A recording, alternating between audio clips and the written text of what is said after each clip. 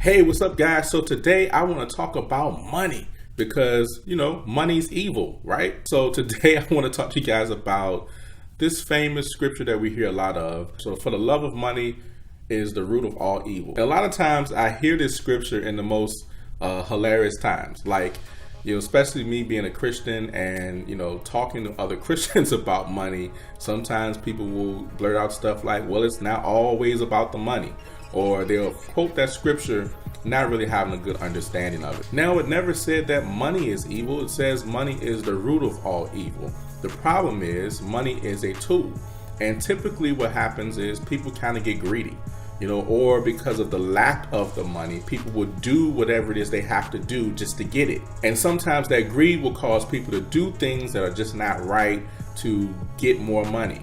People will sell their soul just to have money. I mean, in the figment of speech, people sell their soul for money. You know what I'm talking about. For example, if you don't understand, like people will rob a bank for money, or people will betray their family members for money. Or if you see in a community where someone passes away and then there's some money or some property or something left, all of a sudden these arguments and these different things break out behind stuff that wasn't even theirs to begin with, all for that mighty dollar. And a lot of times the lack of money produces a lot of that greed. So it's not that money is evil, it's just the way that people pursue it, it's the way that people go about obtaining it that becomes a really big problem. We probably all know someone that has lied to someone else or even lied to you just to get your money. If you know an area where there is a lot of crime and there's a lot of things going on, well, the reason is because, one, there's a lack of education, meaning a lack of learning, not just school, but a lack of learning a certain set of things within that entire area,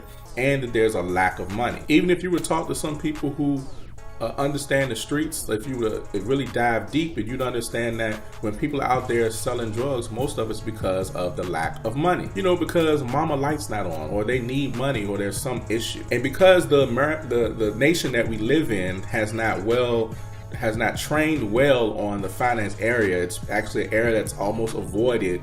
Seems like they don't even want to get into it when it concerns our school systems and the things that we plug into. It creates a deficiency. Not saying that that's the blame, but that is part of the blame. So we end up in this world where people every single day, they want money. Like this past weekend, where I am in Central Virginia, it just snowed. Now, it wasn't that bad. However, most employers don't care anything about closing down. They want to make money. They want you to get out in your cars and still, come to work, even though it's snow, it's ice on the ground. However, like about a month ago, we had about 12 inches of snow.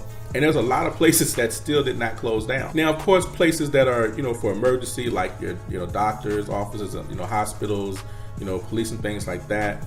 Of course, you understand why they have to work, every single day and why there's no break. So for the longest time, and probably the majority of our life, money has pretty much ran our family, has ran our life, because we have to work to make money. And for those of you that say it's not always about the money, so okay, fine.